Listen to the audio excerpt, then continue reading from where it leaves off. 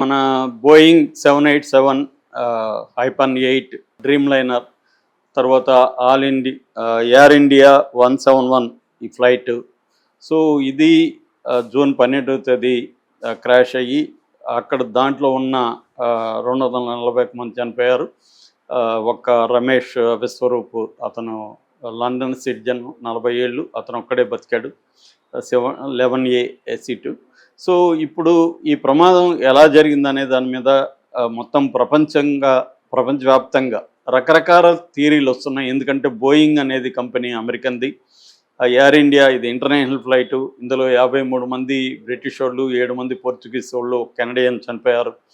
So అందువల్ల ప్రపంచవ్యాప్తంగా కూడా ఇప్పుడు దీని మీద దృష్టి పెట్టారు. ప్రపంచవ్యాప్తంగా ఉన్న ఏవియేషన్ ఎక్స్పర్ట్లందరూ కూడా దీని మీద పెట్టారు. అలాగే మన గవర్నమెంట్ కూడా దీని మీద విచారణకు ఆదేశించింది. అమెరికన్ ఏజెన్సీ, తర్వాత ఇంగ్లాండ్ ఏజెన్సీ, ఇండియాకు సంబంధించిన 2 ఏజెన్సీలు ఇప్పటి వరకు దీన్ని విచారణలోకి దిగాయి. ఆల్రెడీ బ్లాక్ బాక్స్ ఒకటి దొరికింది, అట్లాగే కాక్పిట్ వాయిస్ రికార్డర్ కూడా దొరికిందని చెప్తున్నారు. ఈ రెండింటినీ కూడా ఢిల్లీ ల్యాబొరేటరీలో అనలైజ్ చేస్తున్నారు. అలాగే వీడియో ఫుటేజ్ని అసలు ఈ ఫ్లైటు 23వ రన్వే నుంచి లేచి 625 అడుగుల ఎత్తులోకి వెళ్ళి అక్కడి నుంచి కిందికి వచ్చి బీజే మెడికల్ కాలేజీ హాస్టల్ మీద అది కుప్పకూలడం, ఈ ఫుటేజ్ అంతా కూడా ఇవాళ పదే పరిశీలిస్తున్నారు. ఈ క్రమంలో అక్కడ కూలుతున్నప్పుడు ఒక కొత్త ఫుటేజ్ ఒకటి బయటకు వచ్చింది.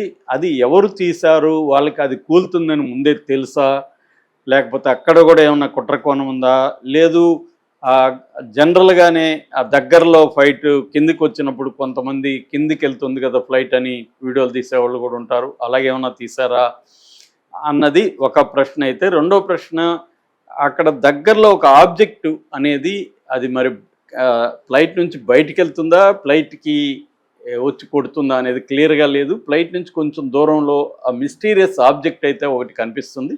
మొదట్లో అది పక్షి అనుకున్నారు, ఎందుకంటే గుజరాత్లో 5 ఏళ్లలో దాదాపు 542 పక్షి యాక్సిడెంట్లు గుజరాత్లో ఉండే ఎయిర్పోర్ట్లలో జరిగాయి. ఇది కూడా వెరీ ఫేమస్ అనమాట. అహ్మదాబాద్ సర్దార్ వల్లభాయ్ పటేల్ ఇంటర్నేషనల్ ఎయిర్పోర్ట్ కూడా ఈ పక్షులకి వెరీ ఫేమస్.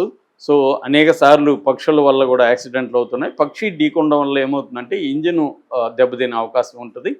సో ఇవి ఎప్పటి నుంచో జరుగుతున్నాయి కాబట్టి పక్షేమో అని కూడా అనుకున్నారు ఆ ఆబ్జెక్ట్ని. కానీ ఇప్పుడు క్లోజ్గా పరిశీలిస్తుంటే అది పక్షిలాగా లేదు, ఒక రెక్కలాగా ఉంది అని అంటున్నారు. మరి ఈ రెక్క అనేది ఏంటి అంటే విమానం నుంచి బయటికి వెళ్ళిందా ఆబ్జెక్టు, లేదా విమానాన్ని ఢీకొనిందా? విమానం నుంచి బయటికి వెళ్ళిందంటేమో ఇది అప్పటికే ఇది కిందకు వచ్చేసి ఆ ఫోర్స్తో అది పేలిపోతున్న క్రమంలో ఈ రెక్కలు అంటే ఎమర్జెన్సీ డోర్ ఏదైతే ఉందో అది బయటికి వెళ్ళింది అనేది ఒక వెర్షన్ అన్నమాట. అట్లా కాకుండా ఫ్లాప్స్ అంటారు. ఫ్లాప్స్ అంటే విమాన వింగ్స్ ఉంటాయి కదా, వింగ్స్ దగ్గరలో ఉంటుంది, వింగ్స్కి ఆనుకొని ఆ ఫ్లాప్ అంటారు దాన్ని. ఈ అట్లాగే మామూలుగా ఒక వింగ్లో ల్యాండ్ గియరు, తర్వాత ఫ్లాపు ఇలాంటివి ఉంటాయన్నమాట. ఇది అవుట్ సైడ్ ఎడ్జిలో ఈ ఫ్లాప్ ఉంటుంది. సో ఇది ఆ ఫ్లాపు, డ్రాగు, థ్రస్ట్ ఈ 3 వెరీ ఇంపార్టెంట్ అనమాట. లేసేటప్పుడు ఫ్లాప్ చాలా ఇంపార్టెంట్. సో అది వీక్ అవ్వడం వల్ల, అది సరిగా కాన్ఫిగర్ అవ్వకపోవడం వల్ల అది ఎగిరిపడిందా అనే ఒక వెర్షన్ అయితే, రెండోది ఈ రమేష్ విశ్వరూప్ కూర్చొని ఉన్న 11A సీటుకి దగ్గరలోనే ఎమర్జెన్సీ ఇది ఉంది, అది బయటికి వెళ్ళింది. ఈవెన్ రమేష్ విశ్వరూప్ కూడా మోడీ గారితో మాట్లాడాడు, అలాగే దూరదర్శన్తో కూడా ఆయన ఫస్ట్ బెడ్ మీద పడుకొని ఫస్ట్ ఇంటర్వ్యూ ఇచ్చాడు. దాంట్లో కూడా ఆయన క్లియర్గా ఏం చెప్తున్నాడంటే, నేను చాలామంది అంటున్నారు నేను దూకేశానని, నేను దూకలేదు, నా సీటు విత్ బెల్ట్ కూడా వేసుకొని ఉన్నాను కాబట్టి నా సీటుతో పాటు నేను కూడా పక్కకి ఎగిరి పడ్డాను. మిగతా వాళ్ళు కూడా అలా పడ్డారు, కానీ వాళ్ళ మీద మంటలు కూడా వ్యాపించడం వాళ్ళు కాలిపోయారు. నేను పడిన వైపుగా మంట రాలేదు, అందుకని నేను సేవ్ అయినా, నాకు కొద్దిగా గాయాలైతే తగిలాయి కానీ నేను సేవ్ అయినా అన్నారు. ఇప్పుడు ఆ వీడియో కూడా విచిత్రంగా ఉంది. అతను సెల్ ఫోన్ కూడా అతని చేతిలో పెట్టుకొని నడుస్తున్నాడు. అతను అసలు ఈ విమానం నుంచి ప్రయాణం ఎక్కడైనా అని డౌట్ అయితే అందరికి వస్తుంది. అలాగే నడుస్తున్నాడు అతను. సో, దాని మీద కూడా చాలామందికి డౌట్‌లొచ్చాయి. దాని మీద ఇంకొక కొత్త విషయం కూడా బయటకొచ్చిందేందంటే, గతంలో కూడా 11A సీట్‌లో కూర్చున్న వ్యక్తి ఇలాగే బతికాడు. అతను కూడా ఇప్పుడొచ్చి చెప్తున్నాడు, నేను కూడా ఒకసారి ఇలాంటి ప్రమాదంలో బతికాను. ఎందుకంటే 11A అనేది సెపరేట్‌గా ఉంటది. అది కొద్దిగా హైట్‌లో ఉంటది. రెక్కకి దగ్గరలో ఉంటది.